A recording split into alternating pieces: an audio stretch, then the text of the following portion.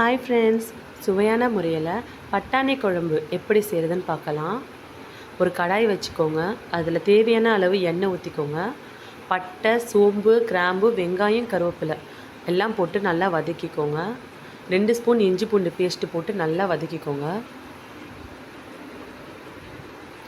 இப்போ ஒரு மிக்ஸி ஜாரில் ஒரு வெங்காயம், ஒரு தக்காளி போட்டு நல்லா பேஸ்ட்டாச்சும் அரைச்சி வச்சுருக்கேன். இதை இதில் நம்ம சேர்த்துக்கலாம். இப்போ இதில் தேவையான அளவு உப்பு, மஞ்சத்தூள் போட்டு நல்லா வதக்குனிங்கன்னா எண்ணெய் பிரிஞ்சு வரும்.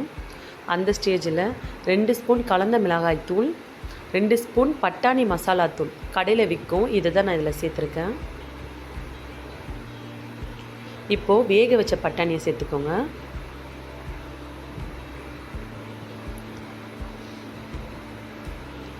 இப்போது கொஞ்சம் தண்ணி ஊற்றிக்கோங்க.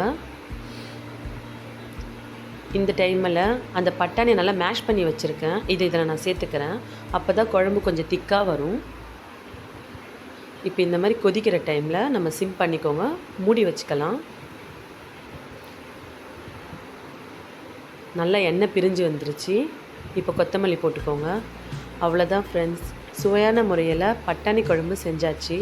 இது தோசை, இட்லி, சப்பாத்தி எல்லாத்துக்குமே சூப்பராக இருக்கும். இதை நீங்கள் வீட்டில் ஒரு தடவை ட்ரை பண்ணி பாருங்கள்.